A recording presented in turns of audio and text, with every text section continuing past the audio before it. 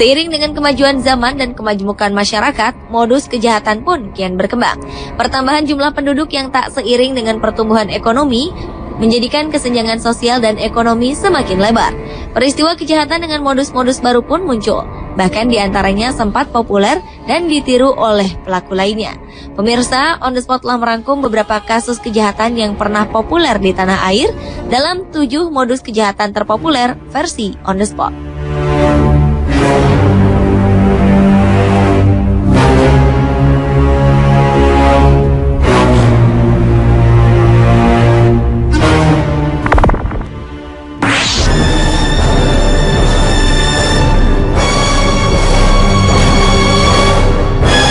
Anda masih ingat akan peristiwa penyiraman air keras yang terjadi beberapa waktu lalu di tanah air? Rentetan kejahatan dengan air keras ini bahkan semakin mengkhawatirkan. Insiden naas yang baru-baru ini terjadi memakan korban seorang personel grup band Saint Loco, Barry Manok. Barry disiram air keras oleh orang tak dikenal usai bernyanyi di Malang pada Sabtu 26 Oktober lalu. Barry pun segera dilarikan ke rumah sakit karena menderita luka bakar di sebagian wajahnya. Untunglah peristiwa itu sempat terekam kamera CCTV sehingga dapat mempermudah polisi untuk membekuk pelaku. Aksi penyiraman air keras juga pernah terjadi di awal Oktober. Saat itu seorang pelajar SMK menyiramkan air keras pada para penumpang bis jurusan Kampung Melayu Grogol, Jakarta. Akibatnya 13 orang mengalami luka-luka akibat aksi nekat pelajar berinisial RD tersebut. Pelaku yang masih berusia 18 tahun akhirnya diringkus di rumah salah satu temannya.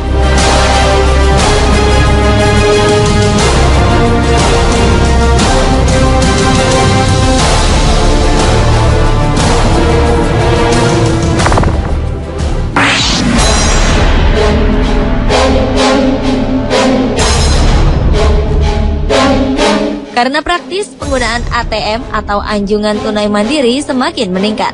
Seperti halnya juga dengan kartu kredit. Transaksi pembayaran semakin mudah dan praktis. Namun sayangnya hal tersebut dimanfaatkan oleh pelaku kejahatan untuk melakukan aksinya. Pembobolan rekening lewat ATM dan juga kartu kredit ini bahkan sempat marak di tanah air. Alat yang digunakan oleh para pelaku kejahatan ini adalah skimmer. Alat ini biasa diletakkan di depan slot untuk memasukkan kartu ATM. Alat inilah yang akan merekam atau mengambil data dari kartu ATM korban. Para pelaku akan mengetahui PIN ATM korban dengan cara memasang kamera pengintai mini atau menambah papan keyboard palsu. Setelah mendapatkan data-data tersebut, maka pelaku akan membuat duplikat kartu ATM tersebut. Modus ini juga berlaku pada mesin gesek kartu kredit.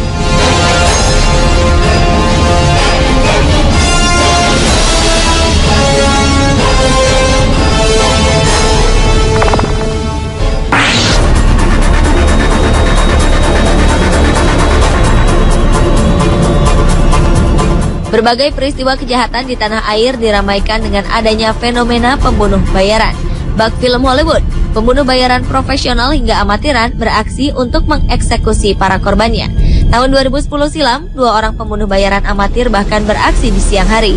Persaingan bisnis batu mustika disinyalir menjadi penyebabnya.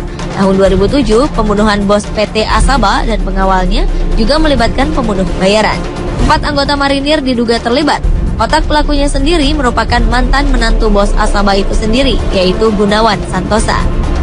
Yang terbaru adalah kasus pembunuhan seorang wanita bernama Holly Angela, istri siri salah satu pegawai Badan Pemeriksa Keuangan atau BPK. Pelaku merupakan pembunuh bayaran amatir yang mengaku disuruh oleh suami siri korban. Kelima pelakunya bahkan dikucuri dana sebesar 250 juta untuk melakukan aksinya.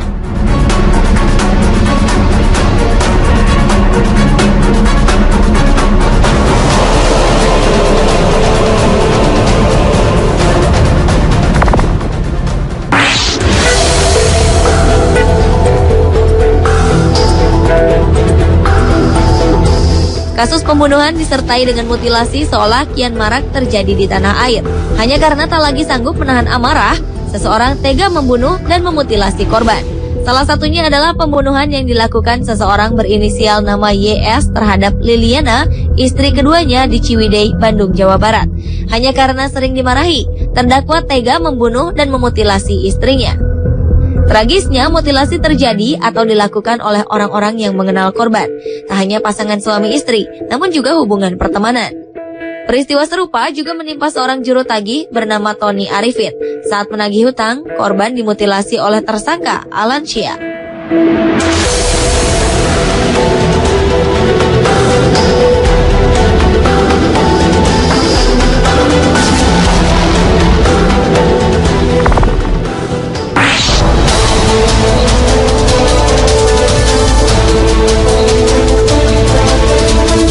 Hingga kini praktik penyewaan anak-anak khususnya balita masih saja marak dilakukan oleh para peminta-minta.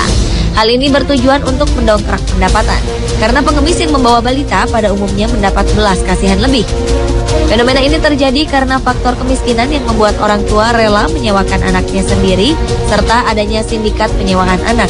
Biasanya ibu dari balita menyewakan anak-anaknya pada pengemis yang ia kenal. Tak jarang untuk membuat bayinya tenang, sang ibu telah memberikan obat tertentu. Para pengemis ini seakan merasa tak peduli bahwa mereka sedang mengeksploitasi anak. Yang mereka pikirkan hanyalah bagaimana mendongkrak penghasilan dengan memohon belas kasih yang lebih.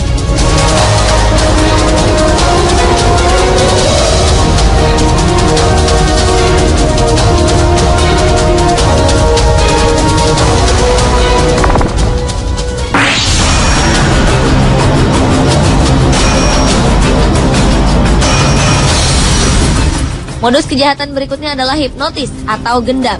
Bentuk kejahatan ini pun marak terjadi di seluruh penjuru tanah air. Sasarannya biasanya adalah orang yang tengah bepergian seorang diri. Biasanya pelaku hipnotis akan mendekati korban dan mengajak berbincang-bincang.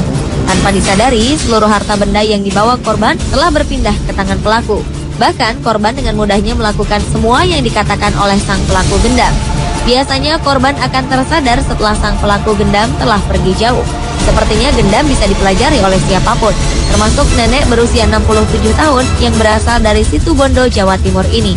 Sang nenek berhasil menipu seorang korban bernama Tati yang tengah mengunjungi kerabatnya di rumah sakit.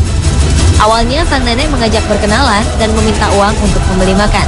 Tanpa sadar, uang senilai Rp650.000 dalam dompetnya lenyap.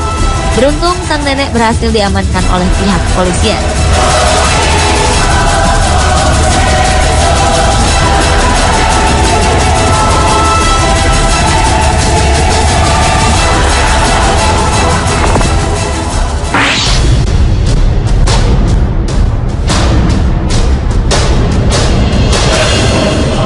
Modus kejahatan dengan pembiusan merupakan modus kejahatan yang telah lama dilakukan. Namun hingga kini korban-korbannya masih banyak berjatuhan. Dengan berbagai macam tujuan, para pelaku sukses merampas harta korban hanya dengan berbekal obat bius. Korban biasanya tak sadarkan diri setelah diberi makanan atau minuman yang telah dicampurkan obat bius. Saat itulah pelaku melancarkan aksinya. Salah satu korbannya adalah pria asal Cilacap, Jawa Tengah yang bernama Padmo. Pria ini ditemukan di stasiun Jatinegara, Jakarta dengan kondisi setengah sadar. Pria ini ternyata dibius oleh 3 orang yang mengaku satu kampung dengan dirinya. Korban merasa pusing dan lemas setelah diberi minuman jahe oleh para pelaku. Padmo pun kehilangan tas, ponsel, dan juga uang senilai 10 juta rupiah. Aksi lainnya, para pelaku pembiusan juga ada yang berpura-pura menjadi penyewa mobil rental untuk menggasak mobil pinjaman mereka. Seperti yang dialami oleh seorang sopir bernama Sujiono. Ia mengaku dibius oleh 2 pelaku yang semuanya wanita yang kemudian melarikan mobilnya.